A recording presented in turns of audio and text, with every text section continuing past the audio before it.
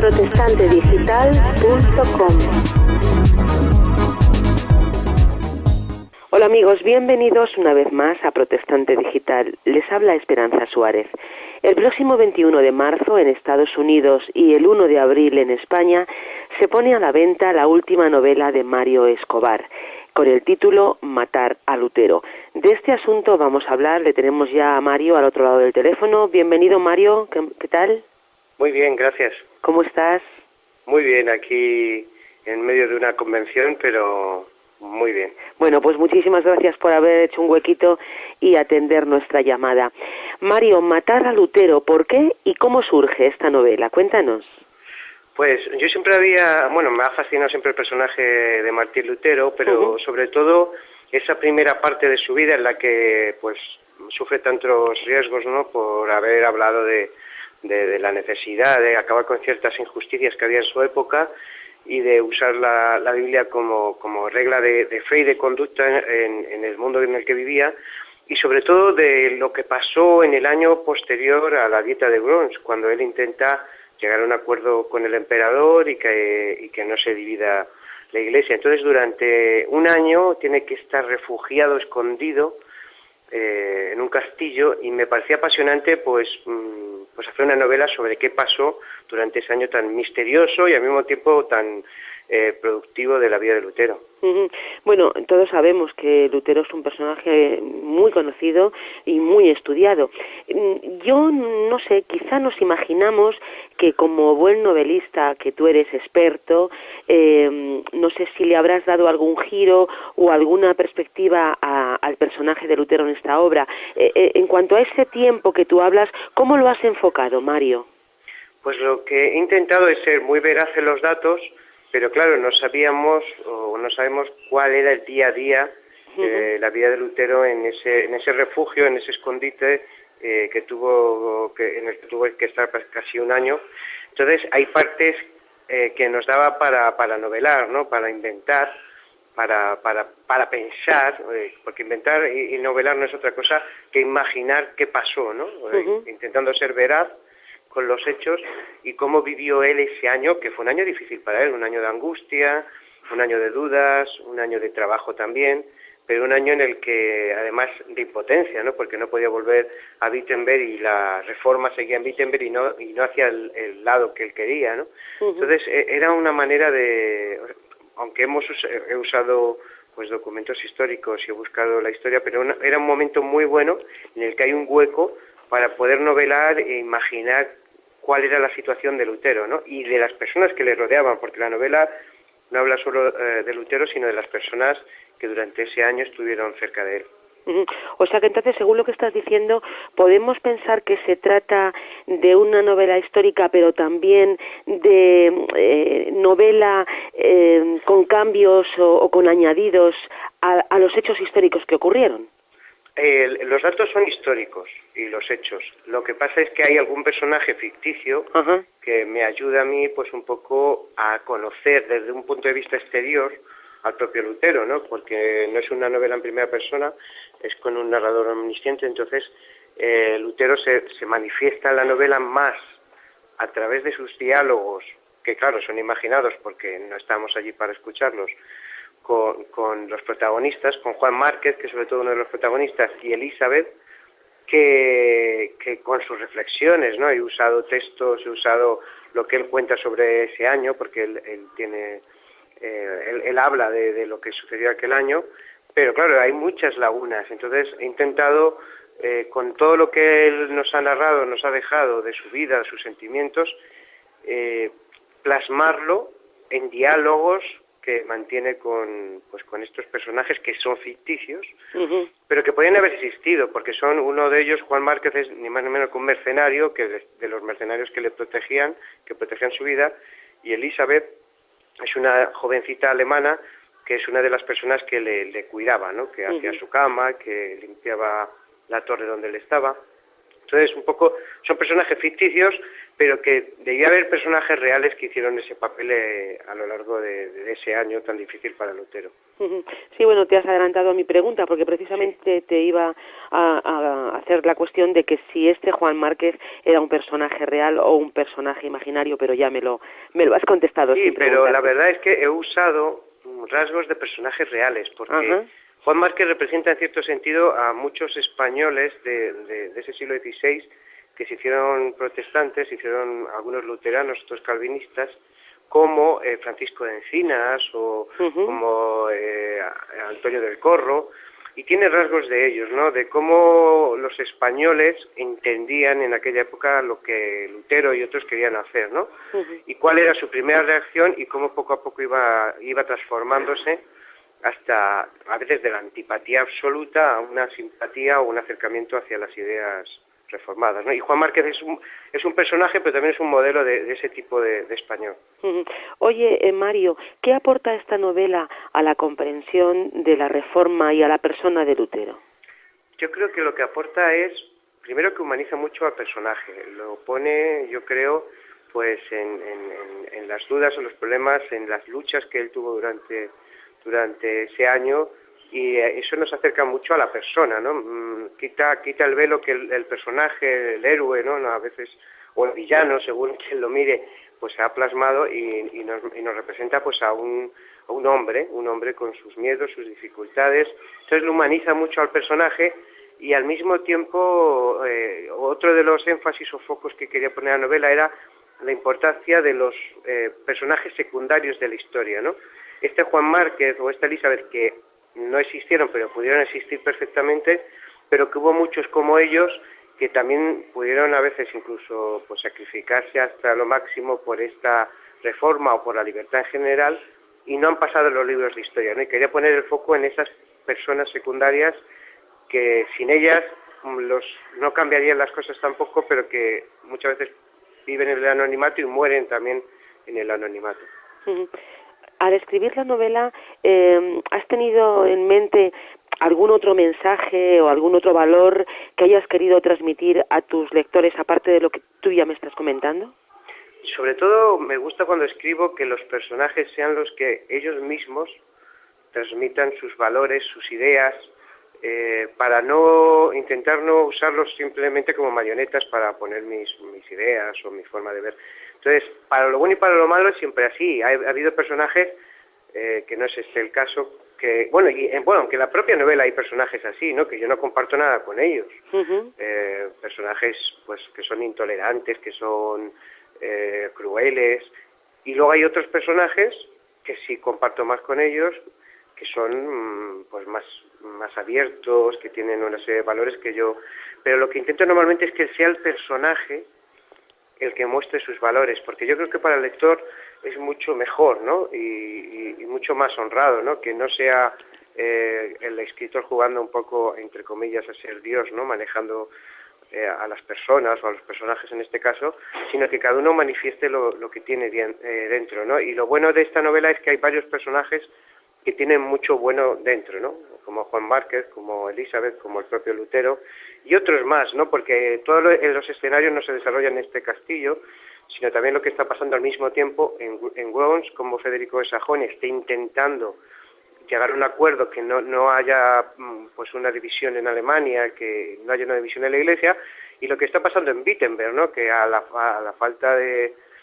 faltar Lutero, pues está viendo una serie también de conflictos que a él le preocupan también, ¿no? Y él siente la angustia de no poder ir y llegar a una solución. Entonces, todos estos personajes, cada uno actúa pues según su conciencia, ¿no? Y yo intento que sean ellos mismos los que hablen al lector.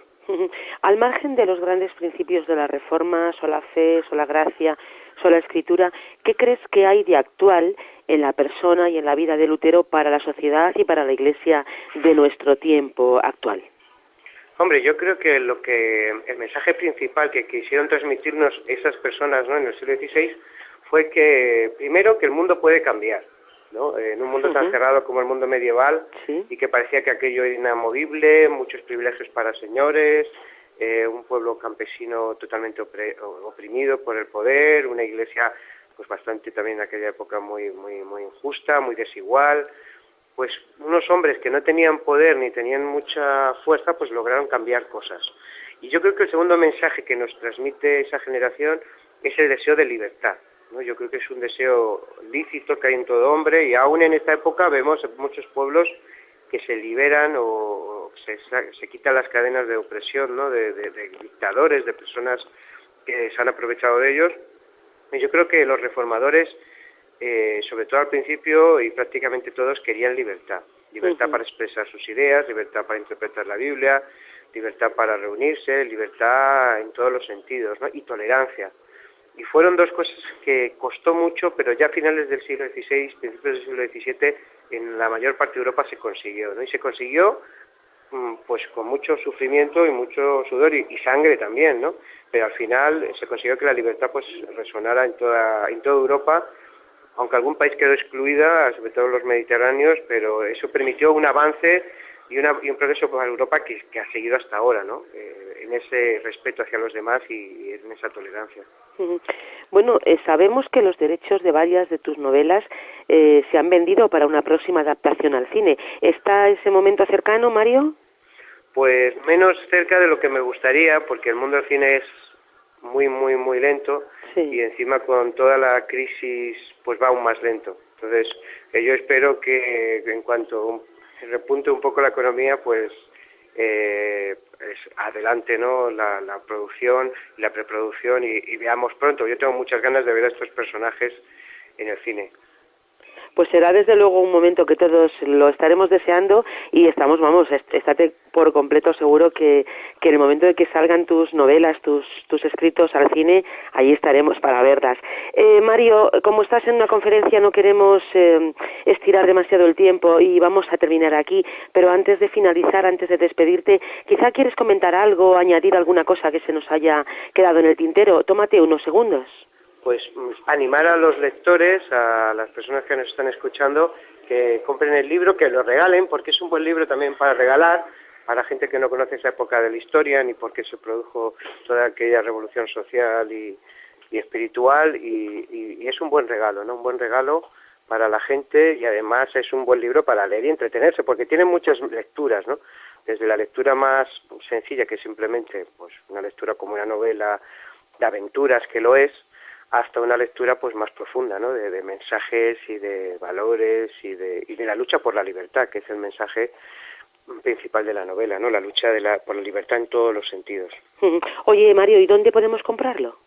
Pues a partir del 1 de abril, veis, la gente puede comprarlo en cualquier librería. Va a estar desde Corte Inglés, La ERNA, Casa del Libro, esperamos que también los centros comerciales estilo Carrefour, Alcampo, librerías más especializadas o en la librería creemos que por la difusión que va a tener tanto aquí como en Estados Unidos, va a haber una edición grande y va a haber libros prácticamente en todos sitios. Vamos a hacer a partir de abril y mayo una campaña de promoción bastante fuerte y vamos a estar visitando, ya lo iremos anunciando, pero vamos, Bilbao, La Coruña, Santiago, Oviedo, Zaragoza, Barcelona, Valencia, Madrid, estaremos el día de San Jordi, estaremos en la Feria del Libro y también iremos seguramente fuera, ¿no? A Estados Unidos a promocionar a Los Ángeles, en la Feria del Libro de Los Ángeles y también en Spolit en mayo en Miami, o sea que vamos a estar moviéndonos por todos sitios y los lectores pues de una manera u otra puedan conseguir los libros también por internet, naturalmente, en Amazon, en diferentes medios,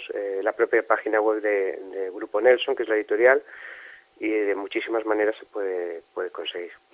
O sea que no hay excusa para comprarlo, sí. Por lo menos en cuanto a establecimiento se refiere. Sí, no, y si la gente está interesada en saber un poco más de qué va la novela, leer el primer capítulo, saber más sobre el personaje, pues hay una web que es mataralutero todoseguido.com y ahí puede ver el book trailer, ver un poco de qué va la novela, bajarse las primeras 25 páginas y un poco ya introducirse en ese mundo que vivió Lutero en aquel año misterioso y al mismo tiempo complicado que pasó en ese castillo traduciendo la Biblia. Pues Mario, muchísimas gracias por atendernos en medio de tus quehaceres diarios, en medio de esa conferencia, haber hecho una parada para tomar el teléfono y charlar con nosotros. Te deseamos lo mejor, que el libro sea un verdadero éxito y nada, pues que sigas escribiendo, que me imagino que lo estás haciendo. Sí, pues muchas gracias a vosotros por dedicar este tiempo y espero que si leéis el libro os encante y disfrutes mucho con él. Gracias, Mario. Hasta siempre. Que te vaya muy bien. Amigos, ya lo han oído. Matar a Lutero, una nueva publicación del escritor, historiador Mario Escobar. Si quieren saber de qué va, simplemente tienen que entrar en www.mataralutero.com. Y desde aquí, desde Protestante Digital, les damos las gracias por haber venido en este día a esta página. Les habló Esperanza Suárez. protestantedigital.com.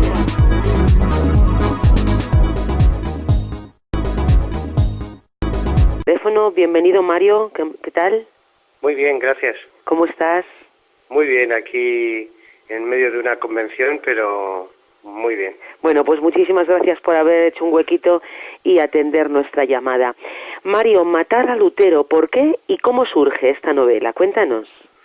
Pues yo siempre me ha fascinado siempre el personaje de Martín Lutero, pero sobre todo esa primera parte de su vida en la que pues sufre tantos riesgos, ¿no?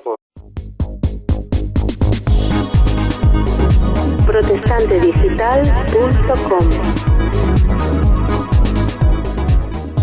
Hola amigos, bienvenidos una vez más a Protestante Digital. Les habla Esperanza Suárez. El próximo 21 de marzo en Estados Unidos y el 1 de abril en España se pone a la venta la última novela de Mario Escobar, con el título Matar a Lutero. De este asunto vamos a hablar, le tenemos ya a Mario al otro lado del teléfono. Por haber hablado de la necesidad de acabar con ciertas injusticias que había en su época y de usar la Biblia como regla de fe y de conducta en el mundo en el que vivía, y sobre todo de lo que pasó en el año posterior a la Dieta de Worms, cuando él intenta llegar a un acuerdo con el emperador y que no se divida la Iglesia. Entonces, durante un año tiene que estar refugiado, escondido, en un castillo, y me parecía apasionante pues hacer una novela sobre qué pasó durante ese año tan misterioso y al mismo tiempo tan productivo de la vida de Lutero. Bueno, todos sabemos que Lutero es un personaje muy conocido y muy estudiado. Yo no sé, quizá nos imaginamos que como buen novelista, que tú eres experto, no sé si le habrás dado algún giro o alguna perspectiva al personaje de Lutero en esta obra. En cuanto a ese tiempo que tú hablas, ¿cómo lo has enfocado, Mario? Pues lo que he intentado es ser muy veraz en los datos, pero claro, no sabemos cuál era el día a día de la vida de Lutero en ese refugio, en ese escondite en el que tuvo que estar casi un año.